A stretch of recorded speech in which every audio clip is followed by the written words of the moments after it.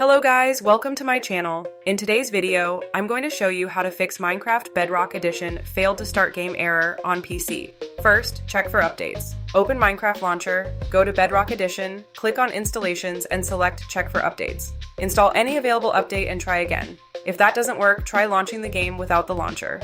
Search for Minecraft for Windows in the Start menu and open it directly. Next, create a desktop shortcut. Open the Xbox app, find Minecraft for Windows, go to Manage, and create a desktop shortcut.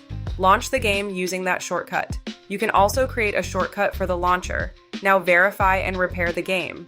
In Xbox app, select Minecraft Launcher or Minecraft for Windows. Go to Manage Launch and Files and click Verify and Repair. If the issue continues, reset the apps. Search for Minecraft Launcher, go to App Settings, click Terminate, then Repair. If needed, click Reset. Do the same for Minecraft for Windows. Next, run Gaming Services Repair Tool.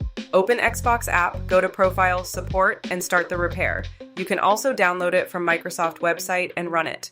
If still not fixed, uninstall and reinstall Minecraft Bedrock Edition. Make sure to back up your worlds before uninstalling. You can also reinstall Minecraft Launcher from the official website.